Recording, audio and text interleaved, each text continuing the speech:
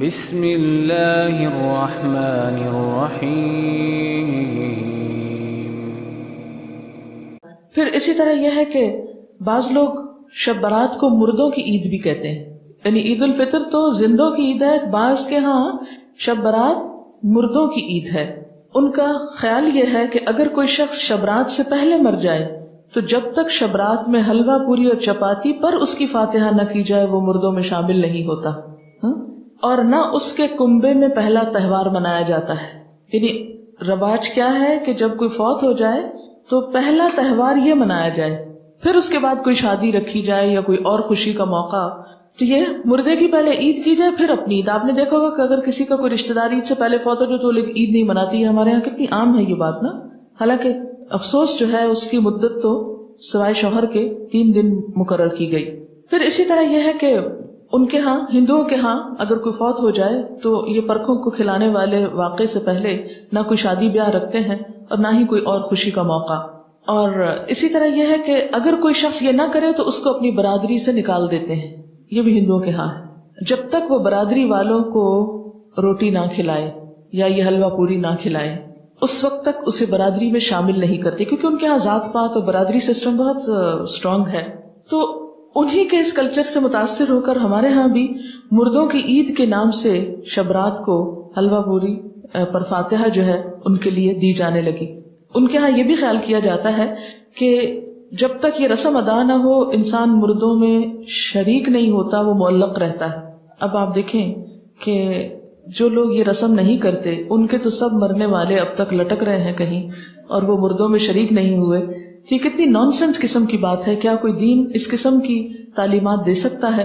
اسی طرح بعض لوگوں کے ہاں یہ رواج بھی ہے کہ وہ گھروں کی صفائی کر کے ایک مخصوص جگہ پر حلوہ چپاتی رکھتے ہیں، اور موسمی پھل بھی اور مٹھائیاں بھی اور کھانے پینے کی چیزیں بھی، اور وہ کہتے ہیں کہ یہ مرنے والے کے لیے ہے، اور ہر وہ چیز رکھی جاتی ہے جو مرنے والے کو پسند ہوتی ہے.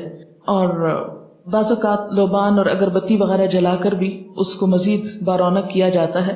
اور بعض لوگوں نے یہ بھی تصور قائم کر رکھا ہے کہ میت کی روح 40 دن تک گھر پر آتی رہتی ہے، اور خصوصاً شبرات کو بھی آتی ہے، یعنی 40 دن تک آنے کے علاوہ شبرات کو بھی آتی ہے. تو اس کا کوئی ثبوت نہ قرآن پاک سے ہم کو ملتا ہے اور نہ ہی حدیث سے ملتا ہے. ابھی ریسنٹلی آپ نے سورۃ المومنون پڑھی، اس میں آپ نے برزخ کے بارے میں پڑھا، وَمِن وَرَائِهِمْ بَرْزَخٌ إِلَىٰ يَوْمِ يُبْعَثُونَ، کہ مرنے والا جب مر جاتا ہے تو ان کے پیچھے کیا ہے؟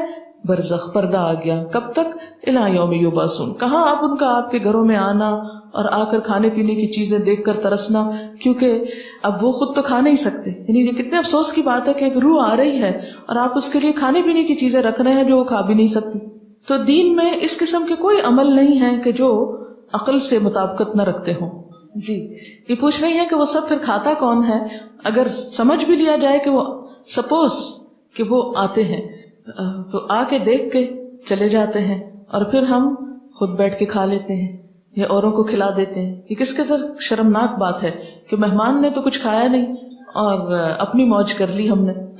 اور بعض لوگ اس کی دلیل جو روحوں کے آنے کی کہتے ہیں کہ قرآن پاک میں بھی روح کا لفظ آیا ہے، اور حالانکہ آپ جتنی آیتیں بھی اس ضمن میں پڑھ چکے ہیں وہ حضرت جبریل علیہ السلام کے بارے میں ہے یا وحی کے بارے میں ہے.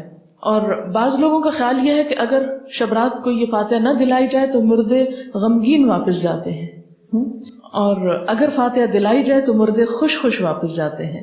یہ ہندوانہ سوچ ہے، کیونکہ ہندوؤں کے ہاں روحیں بھٹکتی پھرتی ہیں. انشاءاللہ آپ کو لیٹر آن یہ 3 بڑے مذاہب جو بر صغیر سے متعلق ہیں، ہندوازم اور بدھزم اور سکھوں کے بارے میں انشاءاللہ کچھ لیکچرز دلوائے جائیں گے. یہ ہم آخر میں بالکل کرتے ہیں، اور اس وقت جب آپ قرآن پاک تقریباً پڑھ چکے ہو تاکہ آپ جب وہ سنیں تو قرآن کو کمپیئر کر سکیں کہ ان باتوں کی تردید قرآن میں کس کس طریقے سے ہوتی ہے. پھر آپ کے اپنے اندر بھی ایک میزان پیدا ہو جاتا ہے نا. اگر ہم ابھی آپ کو سنا دیں تو شاید آپ کو وہ ایک معلومات سے زیادہ کوئی چیز نہ لگے. تو ہندوؤں کے ہاں یہ سمجھا جاتا ہے کہ روحیں بھٹکتی پھرتی ہیں، اور ان کے خیال میں تو بعض اوقات وہ دشمنوں سے انتقام بھی لیتی ہیں، لیکن قرآن پاک سے اور حضور صلی اللہ علیہ وسلم کی سنت سے کہیں ثابت نہیں.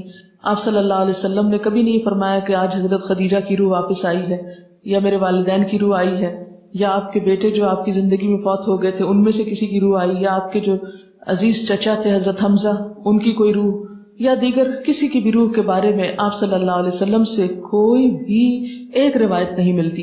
زیادہ سے زیادہ جو ملتا ہے یہ سورۃ المومنون کی آیت ہے جو کیا بتاتی ہے کہ مرنے والوں کے پیچھے وَمِن وَرَائِهِمْ بَرْزَخٌ إِلَى يَوْمِ يُبْعَثُونَ، اور برزخ کا لفظی معنی کیا ہے؟ پردہ، اوٹ، حجاب، آڑ، کہ اب وہ ادھر نہیں آ سکتے، ہم ادھر نہیں جا سکتے، وہ ادھر نہیں آ سکتے. یہی تو اصل جدائی ہے، ورنہ سینسز ہمارے اندر بھی ہیں اور سینسز ان کے اندر بھی ہیں. موت اس چیز کا نام نہیں کہ سینسز ختم ہو گئے، سینسز ان کے بھی موجود ہیں اور ہم لوگ بھی جیتے جاگتے ہیں.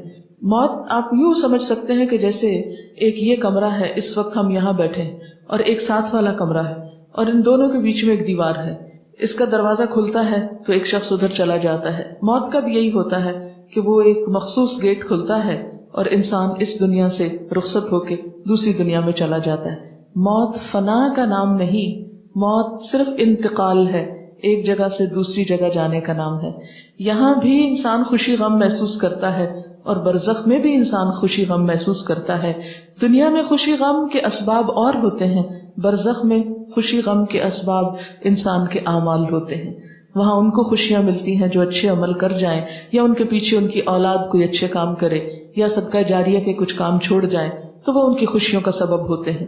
کیونکہ دنیا میں ہم عام طور پر مال وغیرہ یا لوگوں کے جمع ہونے یا کھانے پینے کی محفلوں میں خوش ہوتے ہیں، جبکہ وہاں پر ایسی نہ کوئی محفل ہے اور نہ ایسے کوئی انتظام ہے اور نہ یہ چیزیں وہاں پر فائدہ دیتی ہیں. جیسے کہ قرآن پاک میں آتا ہے یوم لا ينفع مال ولا بنون الا من اتى الله بقلب سلیم، اس دن نہ مال اور نہ بیٹے کچھ بھی کام نہیں آئے گا سوائے اس کے جو قلب سلیم یعنی سلامت دل لے کر آیا، کہ جس میں صرف اللہ کی ذات جمی ہوئی ہو.